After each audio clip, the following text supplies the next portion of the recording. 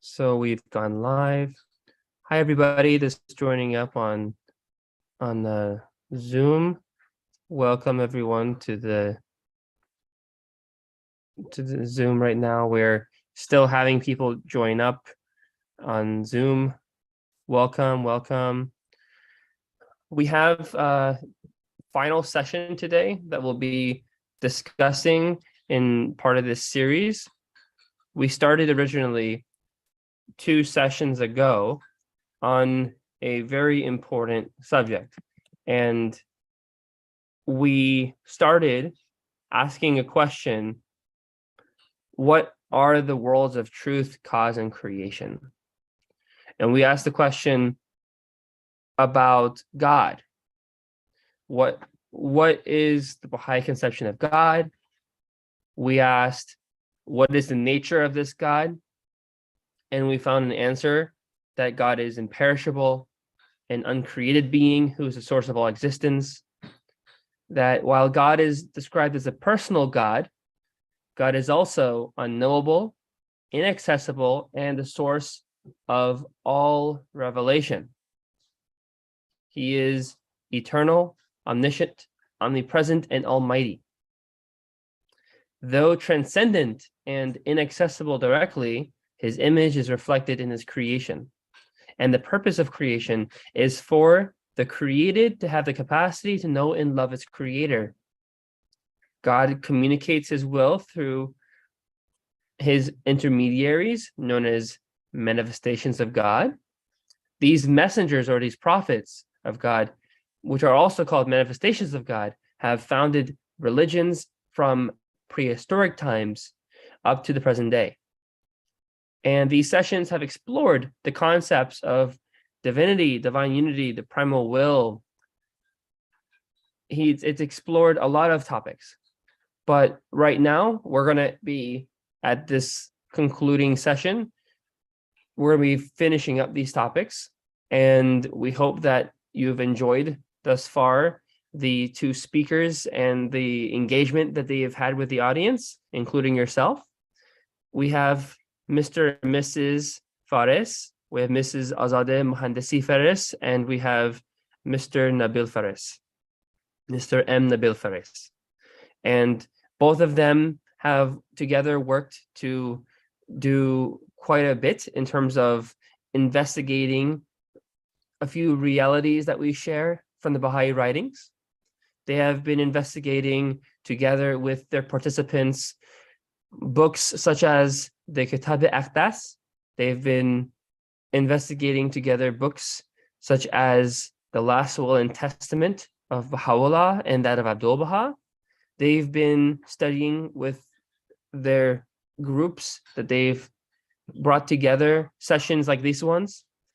They've brought and studied together with their participants Advent of Divine Justice, Gems of Divine Mysteries, and the Kitab-i-Iqan. With that being said, we'll be finishing this session today. We welcome all of you, please, to watch the other sessions. And if you haven't, to also view the 2 previous sessions in this series that we're finishing today. Thank you. Well, thank you very much, John. Hello. It's still early in California. It's 6 minutes past 8, so you need to persevere with us, you know. I hope all is well with you. So I'm going to go and share the screen. If that's okay to share the screen, Azadeh, now. You know, last topic we covered, you may recall, is the 7 stages of divine creative action. And the reason that I'm going back to this, because all what's coming reference the 7 stages of divine creative action, as His Holiness the Bab told us. He said that nothing can exist, and I know we covered this, but just very quickly, everything exists has to go through 3 stages and 4 stages, total of 7 stages, 3 and 4. 3 are the higher reality, 4 through 7 are the manifestation of this reality in this world that we live at. So, as I understand it, my current understanding from what the Bab wrote, that God wills for us to be created. He has a determination about my life when He created me. and he created the destiny for me. I'm born at this day, I die at this day, I do this in between. And then when I am born, 4 through 7 kicks in. Now the 3, which is the destiny, when something happens to me after I'm born, the decree kicks in. So the destiny says I will be born at such day. When I am born, it becomes decree and it cannot be changed. And then God gave me permission to do things in my life. He gave me a life in which I will live for 60, 70 years, 80 years. So there is a term of my life, and there is a book for me to believe in, and the book of life. This is just quickly summarizing what we covered last time. And now we are going to talk to the words of God. So the words of God, it was explained to us that they are infinite, they are endless. But out of his love and kindness and mercy, His Holiness Baha'u'llah explained to us or talked about 5 particular realms of reality. And he said, as I understand it, and this is also Abdul Baha explained this to us as we will cover, he said that there is things which called Lahut, Hahut, Lahut, Jabarut, Malakut, Nasut. Don't worry about the Arabic terms now, but please remember that the first realm of Hahut is God by himself, within himself. Nothing existed outside of him. This whole universe never existed. This is God, unmanifested. To create all of this, including the primal will, God came from the Hahut to Lahut, and he created this whole universe. The third realm, which is Jabarut, is where the prophets of God and his lamps of guidance gets the messenger from God. So the Lahut, number 2, talks to the manifestation. When the revelation is coming, the manifestation is in the third realm, which is Jabarut. Technically, while they are on this earth, their heart, their soul, their mind melted and disappeared in the presence of God. We have the realm of Malakut, which we refer to it that when we pass on, we go to a different realm. And then we have the realm of Nasut, which what we live today in this world. We have, it's 8 o'clock here, it's 11 o'clock in Florida. You work as secretary, I work as a clerk. We go to work, we eat, we drink, we associate, we have a family. And this is the Nasut that we have here. So let's go through some more details. The realm of Hahut, which is the heaven of oneness, which you see some tablets starting by no God but God. La ilaha illallah, you hear this term. So the early tablets by His Holiness Baha'u'llah was headed by the term La ilaha illallah, and this is carry on from Islamic faith because he's addressing the Muslim population. Even the Babis use the term La ilaha illallah. And this is very interesting because actually, while you are complete denial, no God, you are in the same breath, you are affirming by saying no God but God. This is God unmanifested. And this is the realm of divine being. This is the divine oneness that we talked about. This is the God without attributes. You remember Abdul Baha told us, you know the thing by either by itself or by its attributes. You know, so in God, he said you do know about God through his attributes. And we talked about God's names and God's attributes. And this is the hidden mystery that as we read about it in the Aqdas. In the 7 stages of creation, this is not part of the 7 because this has existed before everything. And usually the manifestations in their tablets, when use color, they don't use color in describing God at this level because they don't know, nobody knows anything about this station. Would somebody maybe read us this, please? Pauline, could you read us this? Is it okay if you read us this, please? From time immemorial, he hath been veiled in the ineffable sanctity of his exalted self, and will everlastingly continue to be wrapped in the impenetrable mystery of his unknowable essence. Every attempt to attain to an understanding of his inaccessible reality hath ended in complete bewilderment, and every effort to approach his exalted self and envisage his essence hath resulted in hopelessness and failure. Gleanings from the writings of Baha'u'llah. Thank you, Pauline. And please remember, everything we are putting here, we are putting the reference for you to refer back to it and read more context about it. So this is the station of no God but God, God unmanifested. This is the hidden treasure. Azada, would you care to read us this, please? Sure, Thank you. of course. Hold on. Say, God hath made my hidden love the key to the treasure, would that he might perceive it. But for the key, the treasure would to all eternity have remained concealed, would that he might believe it. Say, this is the source of revelation, the dawning place of splendor, whose brightness has illumined the horizons of the world, would that ye might understand. This is verily that fixed decree through which every irrevocable decree hath been established. Kitab-i-Aqdas, paragraph 15. Thank you. And all of us, we are familiar with this through Kitab-i-Aqdas, and actually the most holy book. And we also covered the Kitab-i-Aqdas in, I think, 4 sessions previously. Thank you for the opportunity. Now, the realm of Lahut. This is the plane of divinity. This is the plane that he is God. And as I shared with you in the early revelation of His Holiness Baha'u'llah, in his tablets, he used to head it, not all of it, by the term no God but God.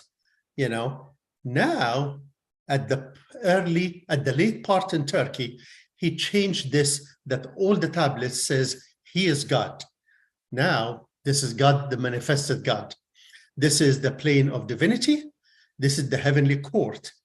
In the 7 stages of creation, this is the Mashiach, this is the will. And usually the manifestation use snow white. So when Baha'u'llah in the Aqdas talks about the snow white spot, he's talking about this realm of Lahut. The word of Jabarut, this is the all highest dominion. This is of Rasul, whereas the prophets of God do exist, or they enter, or they are at it when the revelation is happening. So, for example, as I understand it, the Lord Jesus Christ have about 7-8 pages from the Bible that we know that this is his saying.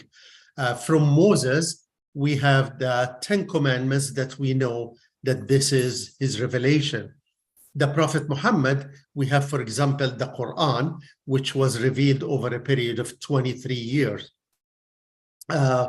We also have the revelation of the Bab and the revelation of His Holiness Baha'u'llah and so forth. So this is the realm that the manifestation is getting the revelation from the Lahut, from the God manifested. This is what we refer to in English, Imperium Heaven, realm of command or decree, the highest paradise, the station of distinction for the manifestations of God. Here, the stages of creation, in the 7 stages, this is the irada, which is the purpose, determination. You hear also maqam amda, you know, which is again the determination.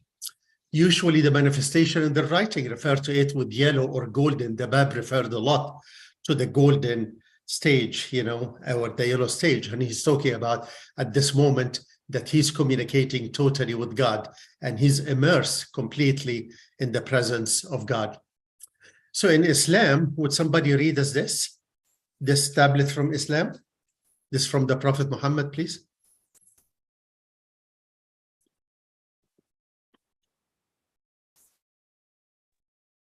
In another tradition, the Prophet Muhammad affirms a unique tie between himself and the unknowable God, which presumably applies to the station of Jabarut. Manifold is the Prophet Muhammad's relationship with God. At one time, we are he himself, and he is we ourselves. At another, he is that he is, and we are that we are. Thank you very much. So this is, of course, between brackets, the Prophet Muhammad. It's added just for emphasis or for clarification. I added it here. So here the Prophet Muhammad is saying he's in and out of the Jabarut. As I shared with you, the Quran, about 6,300 verses, got revealed over 23 years. And so the revelation was coming and stopping for a period of time and then coming again. So over a period of 23 years, the revelation was coming. And also we have the Hadith Qudsi, which is the sayation of the Prophet Muhammad, which at the same level or treated right in the authoritative level, right under the Quran in the holiness. So here the Prophet Muhammad saying sometimes, I am one with God. He's not saying I am God. He's saying he's one with God during the revelation. And sometimes he's by himself and God by himself. So he's talking about when the revelation is coming on him, he totally is immersed in the presence of God. And what he's saying is coming from God. And when the revelation stops and he comes out of the mode of the revelation, now he is the man and God is the God. Another one, Islamic Hadith. Would somebody read us this, please? Again, what's between parent is emphasis I added. I'll read it. Thank you. In Islam Hadith, certain Islamic traditions affirm this type of relationship between God and the manifestation at the Jabrut level, for instance. I, God, verily am He, the hidden God. Indeed, the hidden God is I myself, God manifest. Except that He is what He is, and I am what I am. Thank you, Peter.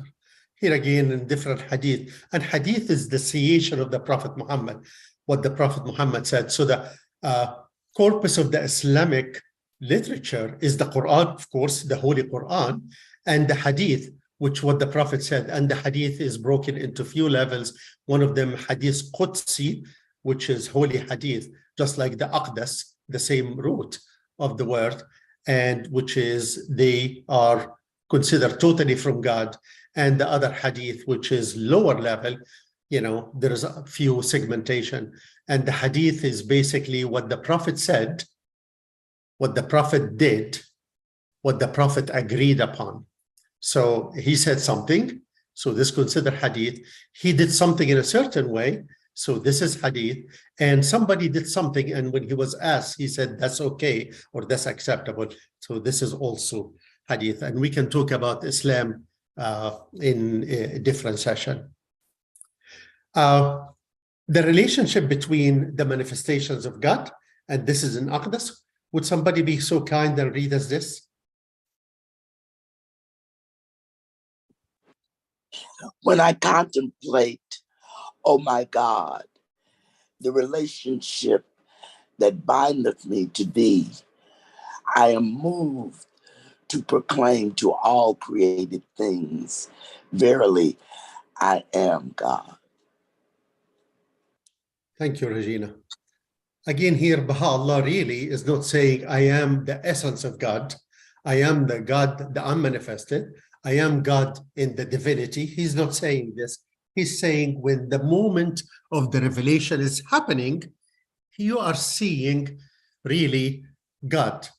Well, God again is not in the soul or in the heart of Baha'u'llah. I mean, it's not in the figure of Baha'u'llah. We are not saying this, but I'm saying the person speaking is totally coming from God. I want to just to draw a quick distinction that while the Quran 6,200 high, 6,300 phrases came over a period of 23 years, and the revelation came and stopped, you know, and usually used to come at night when the Prophet Muhammad, God bless his soul, he is meditating and praying and his heart is going out to God, you know. The revelation with Baha'u'llah and with the Bab, when it started, it didn't stop for 40 years. For 40 years, the revelation was non-stoppable, you know. So this is when he said, I'm moved to proclaim all created things, verily I am God. So for 40 years, in a sense, God did reside on earth. Please, I explain the meaning of my words. I'm using just English words. So the Bab, now again about God. Would somebody read us this? This is from Epistle to Muhammad Shah, selection from the writings of the Bab.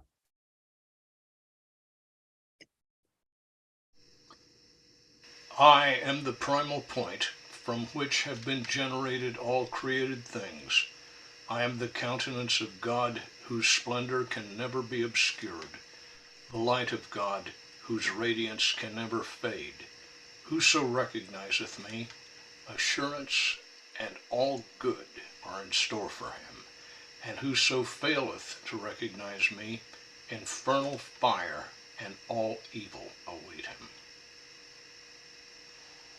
Thank you, Andy. Now, His Holiness Baha'u'llah. Would someone read us this, please?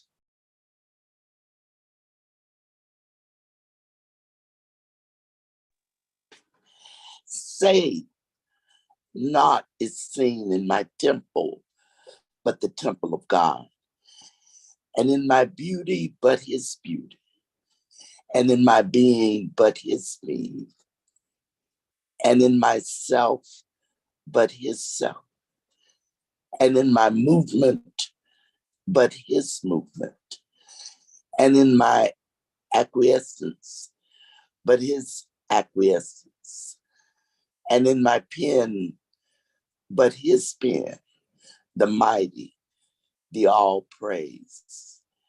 There have not been in my soul, but the truth, and in myself, naught could be seen but God. Thank you, Rashida.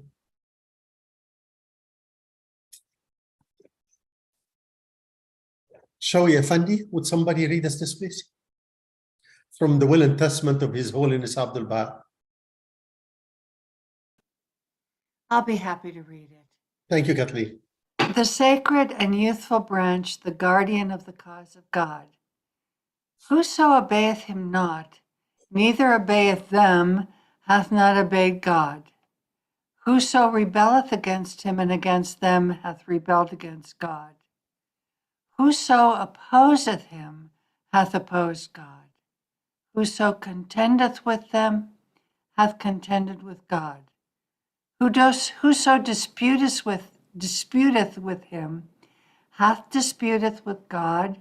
Whoso denieth him hath denied God. Whoso disbelieveth in him hath disbelieved in God. Whoso deviateth, separateth himself, and turneth aside from him, hath in truth deviated, separated himself, and turned aside from God. Will and Testament of Abdul Baha. Thank you, Kathleen. So this is talking about the relationship between the Prophet Muhammad, for example, and God. God manifested in the Lahut. Talk about the relationship between His Holiness the Bab, His Holiness Baha'u'llah, and God. And this is during the revelation which is happening. Now, Abdul Baha is talking to us about the relationship between God and Shawi Effendi. And Shawi Effendi, you see here once, I know you know this, but for us to understand the faith really well, we have to go through the Guardian writings. We have to understand the writings of Shawi Effendi, because he cracks the door open, the institution of the guardianship. He cracks the door open for the administrative, but also for the interpretation of the writings or the explanation of the writings. And it is really very important for us to understand even the writings, the guidance coming to us today from our supreme governing body, the Universal House of Justice. You have to understand the writings of the Guardian. And maybe sometime if the dear friends in Clearwater appreciate the idea or they have the time, maybe we can do a session or more about the Guardian. But the Guardian has so majesty. Please remember, the Guardian is the last infallible person who tread the earth. He's the last person. Since 1957, we don't have another infallible person. We have infallible institution in Haifa, but the last infallible person was the Guardian. So studying his writing is paramount to our growth spiritually, I believe so. Would somebody like to read us the twofold station? Trudy, you think you can read us this? I have a question for you really quick. I mean, Please, not John. to belabor it. No, please go, please go. Please, and thank you for talking, because I don't see the hands when I'm having full screen. Appreciate it. Go for it. So the question I have, it's about the infallibility of the Guardian. Is it true that the infallibility was when he was performing his duty and not per se every single point of his lifetime? So I think we covered this a little bit, John, in the Aqdas, that his infallibility is the infallibility for the manifestation. They are born with it because this is required to do the job. You know, and there are 3 levels of infallibility. We talked about them. One of them is bestowed upon him and upon Abdul Baha. And one of them is acquired, which is the Universal House of Justice. You know, so I really cannot tell you where is the beginning and where is the end for the Guardian, because the Guardian, when he logged on to the faith, he never logged out. So when His Holiness Abdul Baha left this world and he goes to be with his father, you know, and he passed away, the Guardian said, and Azada, you mentioned this, he left Shawi, and can you remind us by this, please? This is the part that he said that he left the Holy Land as Shawi, and he needed to conquer himself, and he came back to the Guardian of the faith. So we have a certain point that the Shawi Effendi said he became no longer Shawi, you know, he came back after 6 months after he left Europe, Switzerland, and we have a couple of pictures, and he came back the Guardian of the faith. So we have a certain date for infallibility. And as I understand it, because he was plugged in all the time, as this is my current understanding, John, his infallibility did not stop since the Guardian, since Abdul passed away until November 4th, 1957. Thank you for the explanation. I appreciate it. Thank you. Trudy, thank you for your patience. I will put this back again. Thank you, Trudy.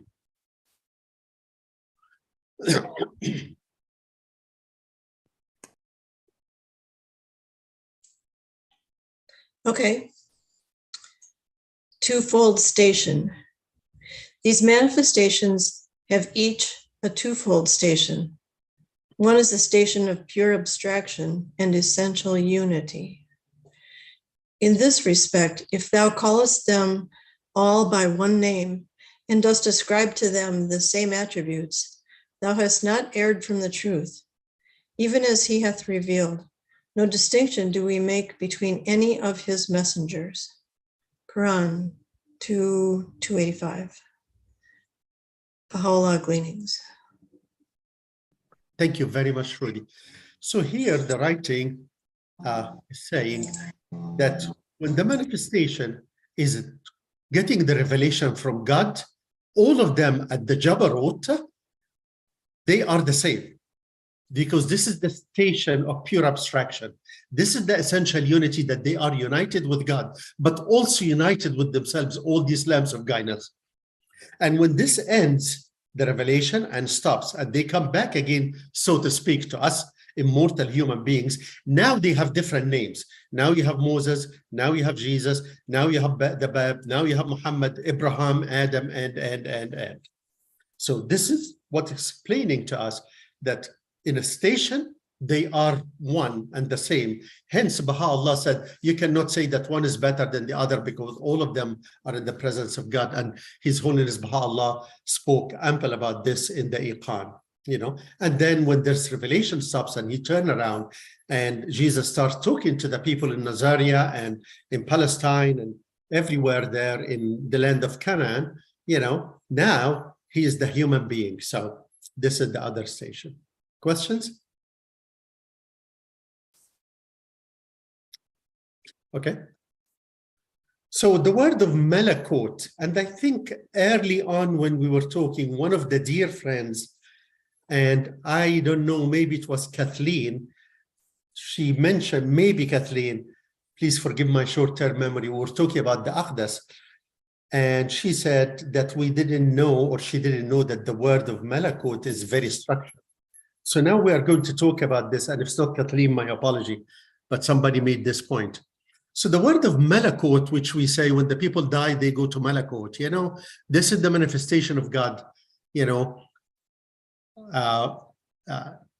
This is when the manifestation have different teachings, they pass on, but let me focus on something else. It's the all-glorious paradise, the Abha kingdom, the angelic realm, the world of souls, the concourse on high, that we say when the people, when we die, we go to the concourse on high, and we use all these terms interchangeably. And this is the souls of the prophets and the martyrs and the saints, and everybody dies. In the stages of creation, this is the destiny, and usually in the writings refer to it as the green in the writings. And there are 8 distinct stations that Shawi Effendi articulated in his Nowruz message, Baha'i year 108. 108. He said that the station that he wants to share with us is the concourse on high. So I pass on, I go to the concourse on high. There is another station higher, which is the inmate of the holy sanctuary, the cherubim of the supreme paradise, the maids of heaven in the kingdom on high, the company of the prophets and messengers in the divine realm,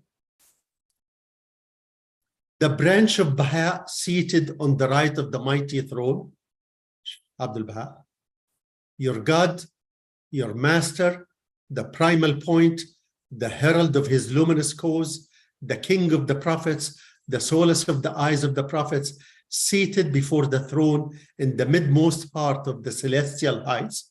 That's His Holiness the Bab. And then the 8th stage is the ancient sovereign, the beauty of God, seated on his throne of glory in his most luminous Abha kingdom. I will leave this on the screen for a minute or two for us to reflect upon it.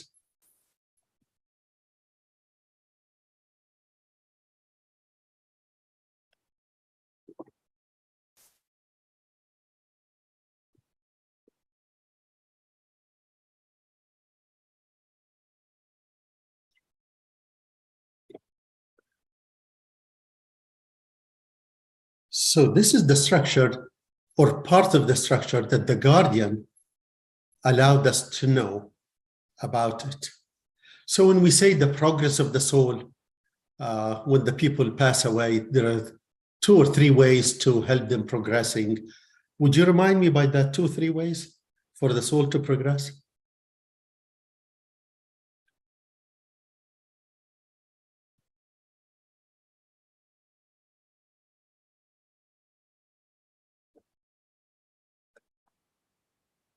So one of them for the soul, for the progress or the station of the soul, is the good deeds that we've done here. Obeying God, obeying the laws, being very kind, being loving, being all of these things, wonderful things. So this is one.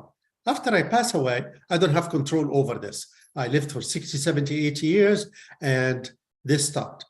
After I pass away, there are two other ways to help the progress of the soul. One of them, the prayers towards me. So my friends, my family, people mention my name and pray for me. It helps my soul to progress. The other way is for us to, in this work, to give funds in the name of the people who passed away, to give funds in their names, contribution in their names. So this is the three ways that we know, that we know about the progress of the soul. One of them happens here, me behaving good, being nice, being kind, following the commandments of Baha'u'llah, or whatever my religion is, and the other two, people praying for me and people contributing funds in my name. So when I progress, I'm still in the concourse on high. I don't really break the station to another station. I progress within the same station because, for example, it doesn't matter how much I'm going to progress. I will never be in the level of the company of the prophets or the same station where Abdul Baha reside, or the Bab or Baha'u'llah. So you can, of course, we don't know exactly, but the concourse on high, all of us, we go there, the inmates of the holy sanctuary, maybe these are the disciples of Baha'u'llah, the people loved Baha'u'llah and listened to him. And again, this is just Nabil speaking. You are welcome to share your thoughts. The Sherbeam of the Supreme Paradise, this could be probably the martyrs who gave their lives to the cause willingly, the maids of the heaven of the kingdom on high, and the company of the prophets. So this is what we know about these stations. And of course, none of us went there, so we really don't know how it works or how the progress works. Do we have questions about the 8 stations? Again, this is in Nahru's message by the Guardian to the Eastern believers in year Baha'i year, Badia era 108. Yeah, I have a question. Yes, Number 6, which is coming back. The branch of Baha seated on the right of the mighty throne. Does that refer to Abdul Baha or what? That's correct. Yes. Sorry if I didn't clarify this. Yeah. Thank you. Thank you for asking. Now the word of Nasut. This is the mortal word, which is Bashar. This is us here. This is this session taking place in the word of Nasut. This is the physical word, the bounty of God. This is the physical creation and sustenance. This is where the fate, decree, and destiny happen, because it passed from 1, 2, 3 to stages 4 through 7. Usually, the reference crimson color is used for the word of Nasut. Andy, is it okay if I will ask you to read this, please? Yes, certainly. Thank you. Dwell on earth, yet those souls that in this day entered the divine kingdom and attain everlasting life, although materially dwelling on earth, yet in reality soar in the realm of heaven. Their bodies may linger on earth, but their spirits travel in the immensity of transcendent space. For as thoughts widen and become illumined, they acquire the power of flight and transport man to the kingdom of God. Thank you, Andy. This is very deep quote from His Holiness Abdul Baha. Can we spend a few minutes reflecting and maybe sharing some thoughts about this, please?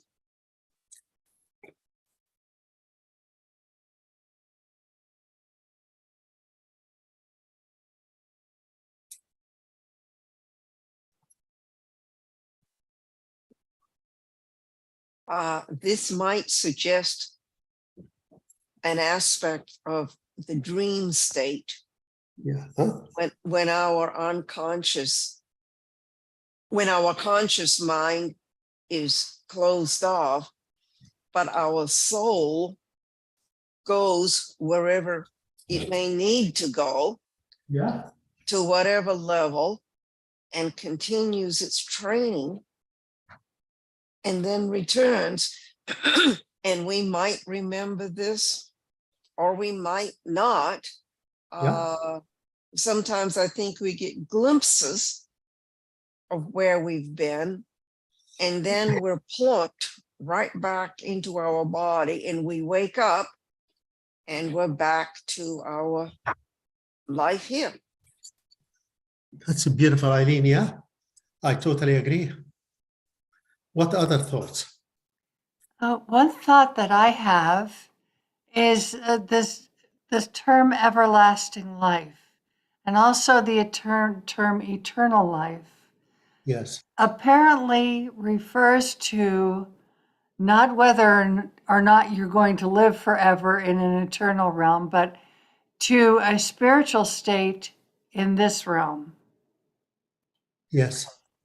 Oh, okay, and I'm thinking also of, in the scripture, the Bible, where it says, where Jesus says that this is eternal life, almost as if he's giving a definition, that they may know you, the one true God, and Jesus Christ whom you have sent. So that's a concept that I think a lot of people don't have. But I like it a lot better. Yeah, thank you, Kathleen, for sharing. Yeah, that's a beautiful dimension. Other thoughts? Yeah, it reminds me of a quote at the beginning of a prayer. This is Peter. Yes. Yeah, hi, Peter. Let us Please say again. I'm sorry, I couldn't hear you. Okay. Yeah, it reminds me of a prayer which I say often, especially in the morning.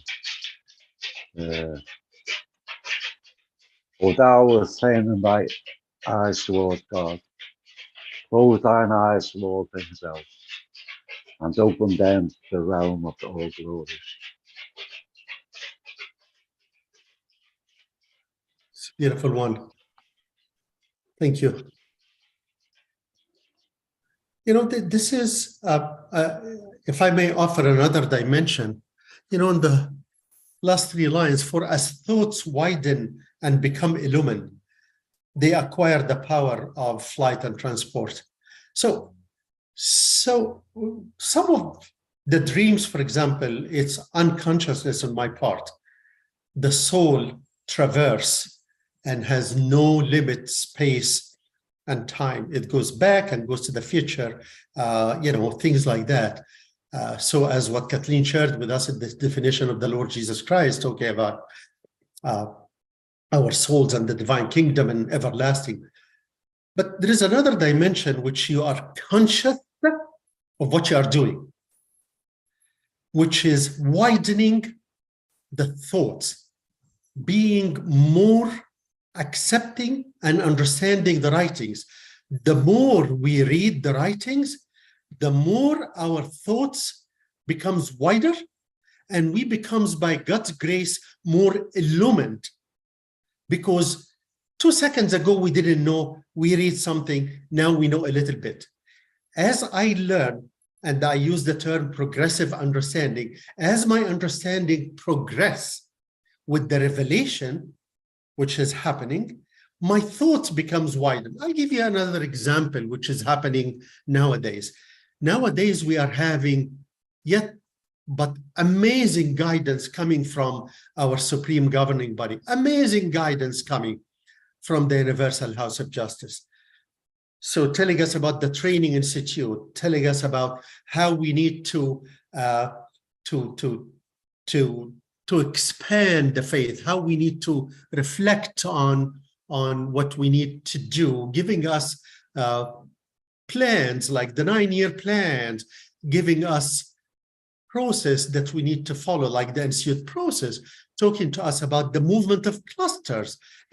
This is, as we learn this more, as we apply ourselves, to the institute process, or reading the Iqan, or reading the other books, our thoughts became more widening, more accepting. Our conscious expands. This is what Abdul Baha said, expansion of conscious. And this is very interesting point, how my conscious expands. I understand that I read this, I do this, but for my conscious, it means I internalize the writings in a level that it becomes part of my day-to-day operation without even putting an effort, that I have to be kind, I have to be loving. I don't wake up in the morning and say, God, I want to be loving today. I don't think about these things. I become just a loving person. You know, I become beautiful, true Baha'i as much as possible. So there is a conscious level and unconscious level. So the unconscious level, like the dreams, but the conscious level is the one that I have to crack the book open and read it day in, day out. You know, the Guardian said that the Baha'is, has to spend a couple of hours a day reading the writings at least, you know. So this is very important. And the reason he's saying this is for us to be enhanced, because this is our spiritual journey. You know, we know this stuff. I just want to share with you.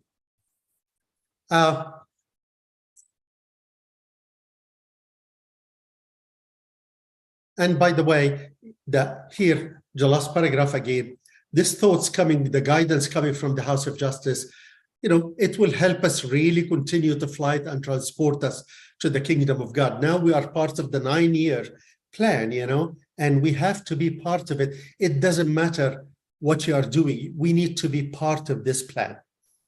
You know, we don't have to do everything in the plan, because remember, we are a lot of us doing many things, but we have to do something. We have to pray, you know, every day. We have to invite our neighbors and talk to them. But now Abdul Baha said that the souls are in turmoil. And from the tablet, other than we broke this, because he said, when the current state of the soul, with the advent of the prophet of God, this is what happens. Azad, would you like to read us maybe realities, or I will read the first thing and then you take it from there, the next one. When the current state of the soul realities and veils, that the soul is veiled, when the manifestation comes, it overcome and vanish these veils. Azad, would you take the next one, please? Sure. The current state of the soul is it's in the forces of self and passion. With the advent of the manifestation, becomes the source of their spiritual growth. Thank you. Would somebody read us 1:1:1:1, please?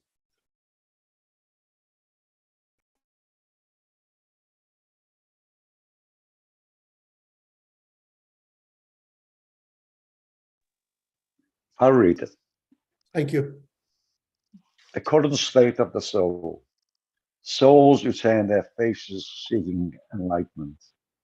With the advent of the manifestation, God sends them trials and difficulties at the hands of the enemies of God. They in turn will overcome these tests and difficulties.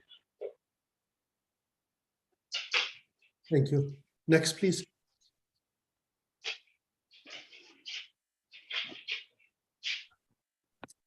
The current state of the soul. The divine ordinances, laws, and decrees, a new manifestation of God appears, and the law of God is reestablished. Thank you.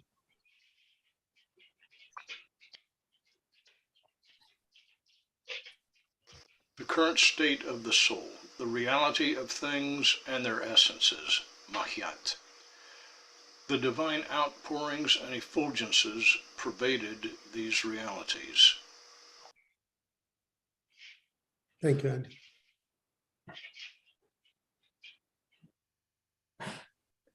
The current state of the soul signifies speculative opinion and logical proofs. With the advent of the manifestation, they vanish in the face of the billowing oceans of the revelations and testimonies of the manifestation of God Himself. Thank you.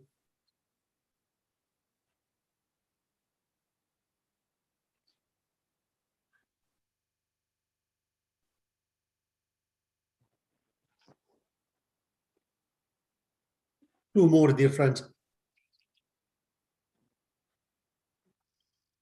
The current state of the soul, the bodily stages and realities of this earthly realm. With the advent of the manifestation, are the bodily things overthrown, and dominion belongs to the things of the Spirit.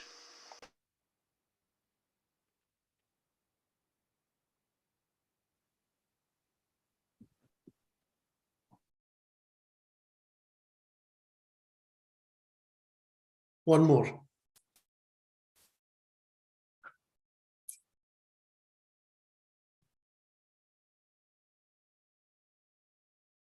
The current state of the soul, the idle fancies and vain imaginings. With the advent of the manifestation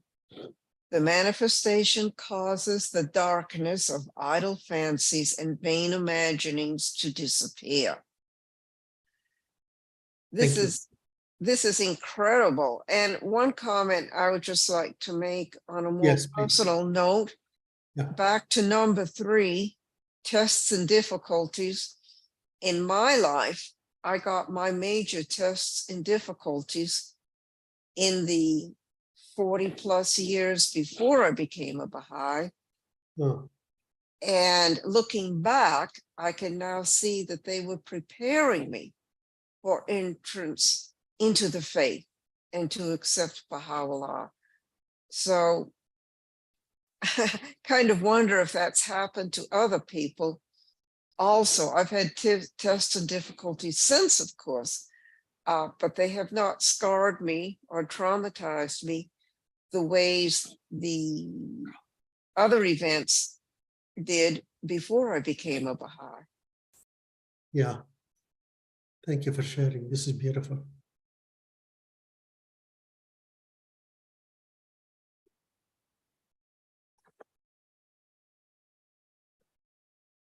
So, dear ones, the reality is we know that the matter which everything exists is created out of spirit. It's not the other way around. Material things does not create the spiritual things. The spiritual things create the material things. All of us, we know this. But when the people say, what's your prophet brings? Why do I need a religion? Why? Well, here it is. Abdul Baha said that we have veils. We have self-compassion. We are trying, some of us, we are trying to find enlightenment. Some of us, we attach to some divine ordinance, old ones. Some of us are trying to figure out things about life.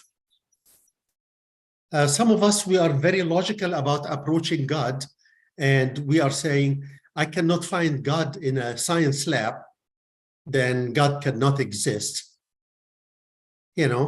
What's the stages of my idle fancies and vain imaginings? The manifestation, when they come with the message from God, all this is cleared. All this is cleared. Of course, to understand this, we have to read the writings more and more and appreciate what's being said.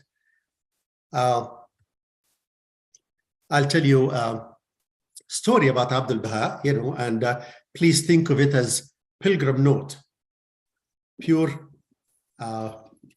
pilgrimage and, pilgrim notes. So Abdul Baha was in Akka, Haifa area, was in Haifa. And then there is a ship came, actually we know the name of the ship also, came from France to Cyprus to Haifa, carrying goods or doing whatever they are doing. And there is one of the officers there. They heard a lot about Abdul Baha, and we have this sage man. He's very wise, he's very loving, he's very kind, and he talks about religion and he talks about being a good person. And this officer said, I have a question. Let me go and ask this holy man that the people believe that he's holy and he knows a lot about God and knows a lot about religion. So he seek the presence of Abdul Baha. So he came out of the boat, out of the ship, and the ship, they put water and refill with water, they refill with the food, robes, mechanics, whatever they are doing, you know, in the port of Haifa. And he used the time and he went to see Abdul Baha. And he went to Abdul Baha and he told him, Abdul Baha, I am such and such officer and such ship, and I have a question for you. And Abdul Baha said, I'm all ears. He told him, what does God do? So Abdul Baha smiled in a very loving way, and he told him, you come back tomorrow at this time, and I will tell you what God does. The officer said, well, okay, but I'm not going to be here. I'm going back to France. The officer left and he went back again to the ship. The ship mounted the water and they put the food, sustenance, whatever they need to do. And some people went up, some people went down, some goods went up, some goods went down, and off it goes. So the ship left Haifa and went back again to the route, because the ships have routes, so, you know. So it went to Port Said and Alexandria, stopped in Port Said, stopped in Alexandria, 3, 4, 5, 6 hours, and then Alexandria, and then started to go back again to Marseille, and the boat broke down. So in the middle of the Mediterranean, the closest port was Haifa. So they tugged the boat to Haifa, the ship to Haifa, back to Haifa, and they went there for to be fixed, you know, the engine or whatever they are doing. So the officer said, well, I have time, and this is unscheduled stop. Let me go back again to Abdul Baha and get the answer. So he goes back again to Abdul Baha, because he's a very logical officer, you know, and he goes to Abdul Baha and he says, okay, I am here. And Abdul Baha looked at him and he told him, this is what God does. You know, so things unscheduled and it happens.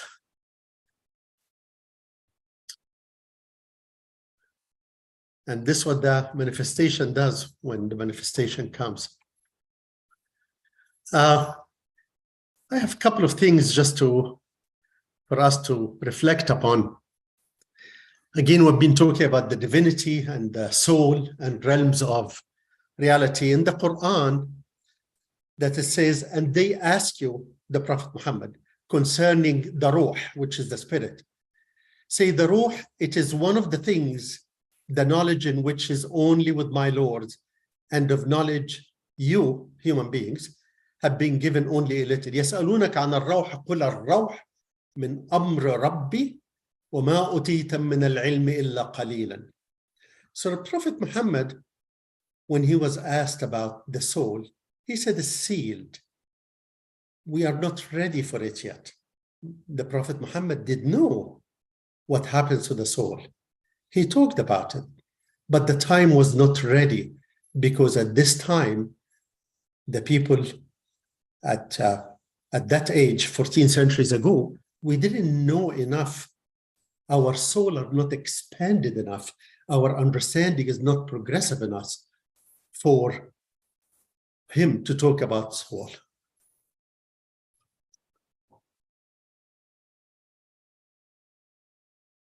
Andy, I will come back to you in a second. You know,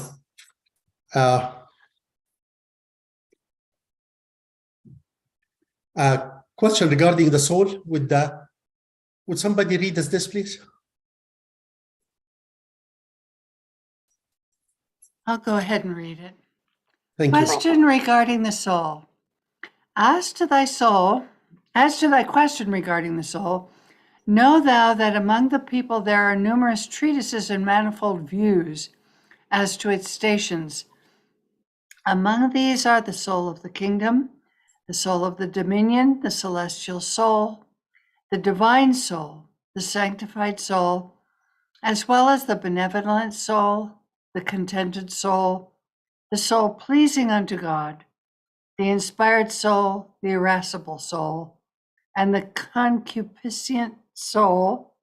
Every group hath its own pronouncements concerning the soul, and we are disinclined to dwell upon the sayings of the past. Verily, with thy Lord is the knowledge of the former and latter generations. Summons to the Lord of hosts, Baha'u'llah. Thank you. So Baha'u'llah shared with us some of the stations of the souls or some of the places of the soul. And here also from some answered questions. So we compiled this from different tablets from Baha'u'llah and from different tablets of Abdul Baha, like you will find things in some answered questions. Abdul Baha, for example, said there is mineral soul, cohesive mineral, the vegetative soul, the sensible animal, the mortal human, which is us, and the divine heavenly soul. You know, of course, us as mortal beings, it's hard for us to put somewhere here that you are cohesive, you are vegetative, you are animal, you are mortal being, and so forth. But this is some of what's listed. And again, Abdul Baha in a different tablet, and we only picked the ones which Baha'u'llah reference. The conspicuous soul, nafs ammaratun bis-su', that this is the one which keeps on pushing you to do wrong. There is a blaming soul that is blaming the human being all the time, you know, very negative blaming. There is an inspired soul, which now, as you read the writings, you are positive. There is a short soul, which now I feel, especially in my old age, that I've done what I'm supposed to. You know, that I'm pleased, comfortable with what I've done. There is an accepting soul, that I'm accepting all what's going to happen to me. I feel that I served the faith. I've done all what I'm supposed to do. I did all what's my understanding led me to do. I prayed, I was kind, I was loving. There's accepted soul, which means God is accepting what you've done, because accepting soul, I'm accepting what I've done. The approved or accepted, this is from higher reality, that God is saying, yes, Nabil, I'm accepting what you've done. There is a perfect soul, nafs mithaliya. There is soul of the kingdom, and we talked about the 8 levels in the kingdom, and the soul of the realm of divine command, nafs jabarutiyya, which belongs to the manifestations of God. So this is some of the mentions of souls as it was mentioned by Baha'u'llah and Abdul Baha. I leave this for a second just to look at it and reflect upon it.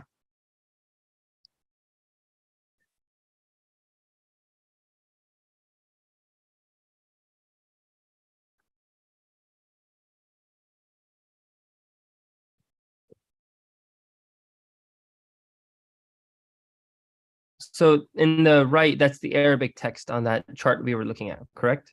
The table? Yes, sir. Beautiful. So English and Arabic, the 2 versions.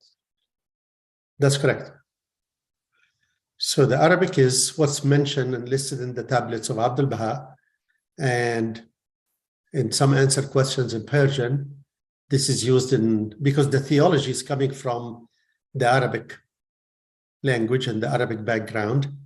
So he's using the Arabic theological terms and Sufi terms.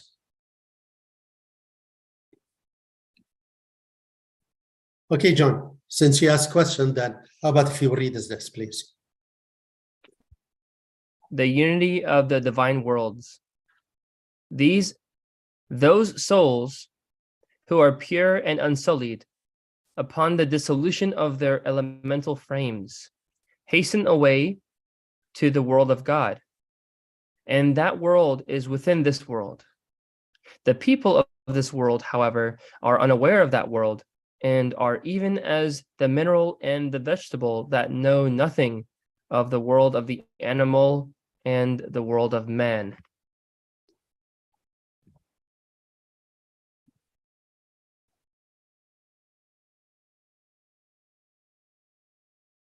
So we are together, different dimension, different vibration. Thank you, John. Would somebody read us this, please?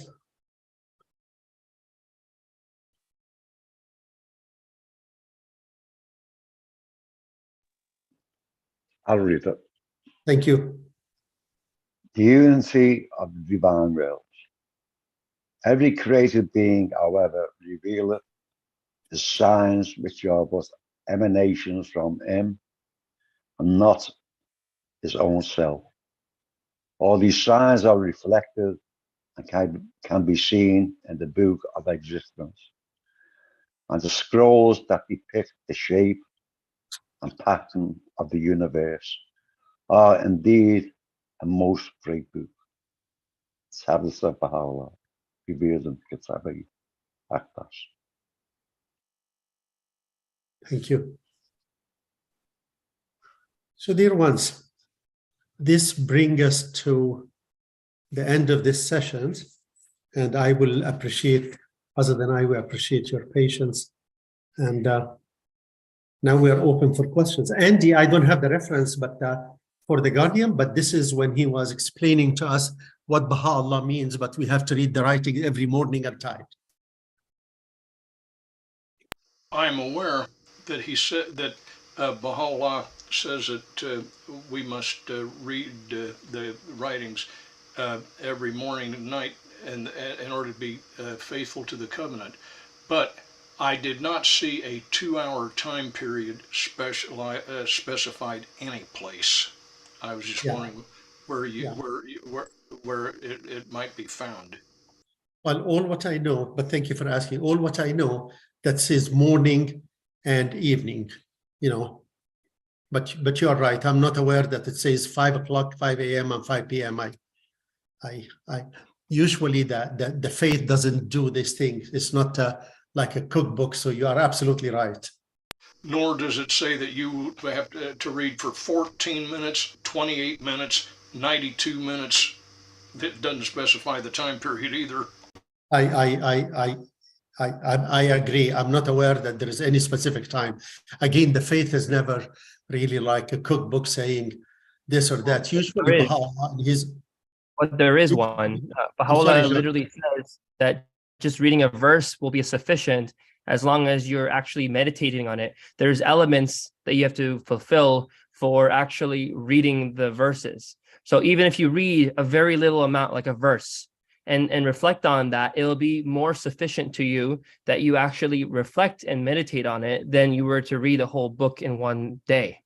So it's not a matter of time, it's a matter of quality of what you're actually putting in to get out of reading the writings.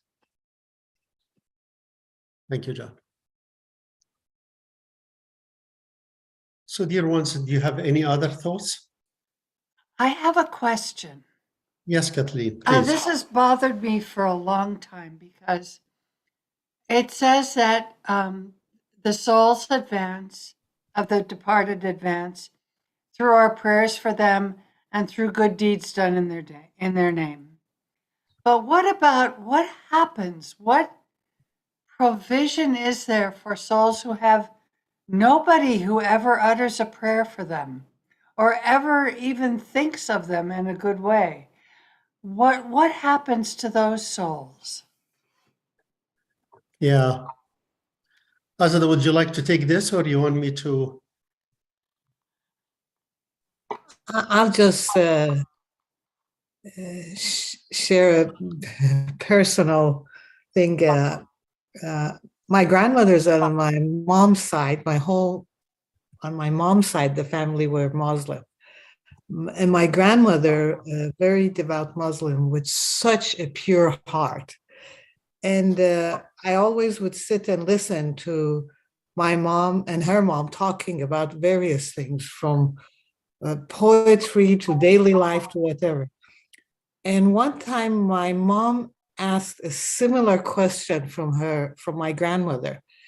And my grandmother said that everybody is laid in their grave alone, and everybody is responsible for their afterlife.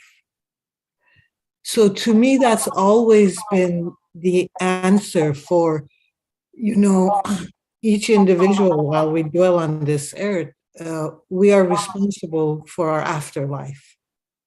And we cannot, it cannot depend on the prayers of others only. So if I did bad in this world, if I was unkind, if I was a cheater, a thief, I killed people, whatever, then I shouldn't be expecting for anyone to say any prayers for me. I laid my path for the next realm and how I would dwell in that realm. I understand, and I really don't have a clear answer to this, unfortunately, for myself to share here, but they are souls that are kind and loving, and still, you're right, they're probably, no one says a prayer for them after they're gone. But hopefully in their own lifetime, they set a path in the realm of Malakut that is closest that we can get to God. That's all I can think of. And I know I didn't answer your question, Catherine. No, Yes. that helps. That helps. Thank you. Could I Kathleen? break in here and put in a word here? Sure. When we're part of a Baha'i community, we are told to recite prayers for the departed. So any one of us, has their own. I have a prayer, a whole list of, fellow Baha'is that have departed from my community. And when I sit down, I ask for blessings for them. And on my whole list of departed Baha'is, then I say the prayer for the departed. Many of us can benefit from this. Pauline, you just gave me an idea. We don't even have to have names, really. We can read prayers for the souls that we know and we don't know, and leave it to God to take care of them based on the prayers that we read for all those souls that are gone, even if we don't know their name. Maybe that will help. There is a scripture where it says that when people pray and read the writings, that it will cause the heart of every righteous man to throb. We have that. And we also know that God is not a literalist and will not restrict our prayers. And so if there was somebody who had a deformed hand and he prayed, Lord, make my hand like the other one, God's not going to do this. No, not at all. He is much more generous and loving than that. One of the things I heard from Azadeh is that there's individual accountability. And as Baha'is, one of the things I've gotten out of the faith is that as individual Baha'is, we are responsible for not only building the faith, but creating new souls, new beings based on these principles. No one else can do that for you. There is that individual accountability. Goodwill, yes, you always have that, but we have to be individually accountable. So, thank you, dear one. So, Kathleen, you asked the question. I took the liberty and put a quote from letter on behalf of the Guardian in the chat. Maybe. Oh, thank you. Is it okay if you read it for us or somebody read it for us? Let's see. I'm trying to find it. Okay, it's in the chat. Baha'u'llah teaches that the mercy of God exceeds his justice. Ultimately, there is hope for every soul. I'm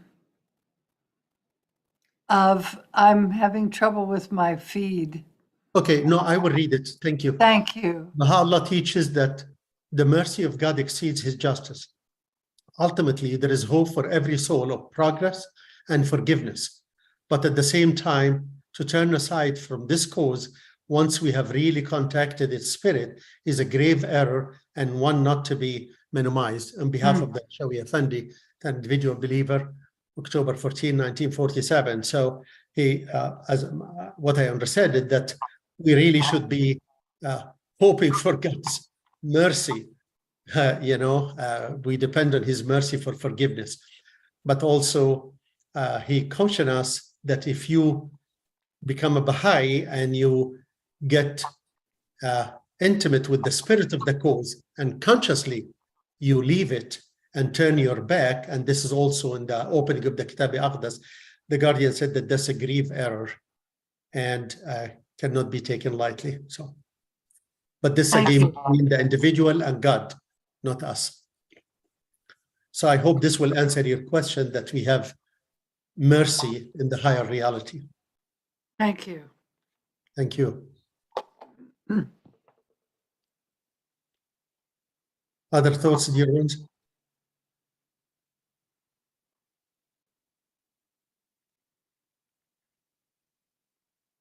Mr. Hakim, how are you today?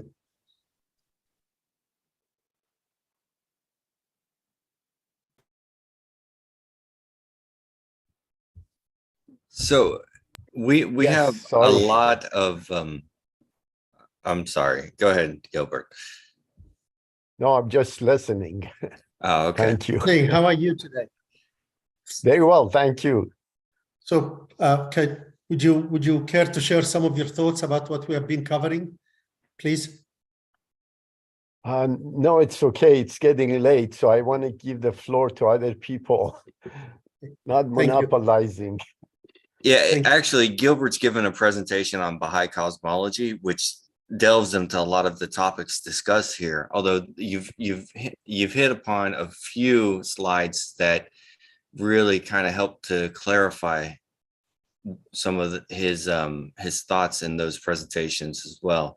So I highly suggest that people also check out some of his presentations that you can find on our website as well, and on our Clear YouTube channel, but to also use these presentations, not only this one, but the one where you're also talking about the Aqdas, to really help elucidate some of the thoughts that he presents in there as well. So they can I tend to think that what you and Azadeh have put together here allows the concepts that Gilbert presents in those discussions to be much more approachable from a standpoint of just layman's terms.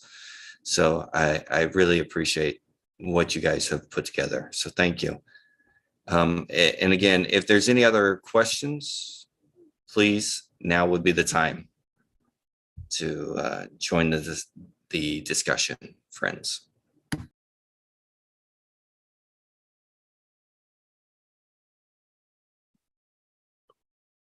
Well, dear friends, thank you very much for being here. Thank you for your patience. Thank you, Pauline. This is very sweet of you, and for the Baha'i community of Clearwater in Florida, we are grateful for the opportunity. This is very kind of you to accept our offer of service. It helps our spiritual journey, and hopefully the friends felt that it is worth their time, and maybe we'll meet again if the Baha'i community of Clearwater allow us to talk. Maybe next time we talk about the Guardian writings, or talk about something they want us to talk about, whatever they can. The assembly will guide the process and will tell us what do they want and how can we serve. Love you all. Thank you. Thank you very much. Thank you. Great. Thank you all. Allah. Thank you Allah everyone Akbar. for joining. We just want to make a few announcements. So as you know, this is December 18. This is the last session of this series, but we are continuing every Sunday at 11 a.m. You can go to clearwaterbahais.org and click on the menu to view the different classes that are actually being offered in different sessions like this one. So we have, of course, the 11 a.m. session, and tomorrow we're going to have a 7 p.m. discussion on building a moral society and the importance of an objective system that allows us to understand the operation of morals and God's laws in the world today, and the axiomatic nature of the need to follow these laws. Next, we'll have on Tuesday sessions with Wade Franzen, where he's presenting with the beautiful people of the world he pulls in and is able to have a scintillating conversation with, where we can all learn a little bit. It's good to bring guests. Particularly, he last time brought a Christian pastor that he was able to speak with. After that, we have on Wednesdays, the Kitab-i-Iqan. We have at 5 p.m. a session with Peter Terry, where they're going page by page through the Kitab-i-Iqan, and they're making a lot of headway, and you too can watch the recordings and join the session from where they're right now. And then at 7 p.m. on Wednesdays, we have a fireside on Clubhouse on the club Ask a Baha'i. You're welcome to join. On Thursday, Friday, Saturday. Yeah, that's about it for now. There are some other sessions that happen here and there. They pop up, but those are the regular sessions, and we welcome all of you to join.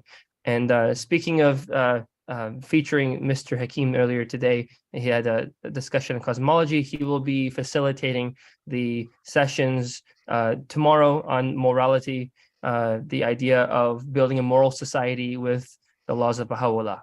So thank you very much, everybody. We appreciate it, and we hope that you are able to very soon have Mr. Nabil and Ms. Azadeh to join and watch the next series that we produce. Thank you so much.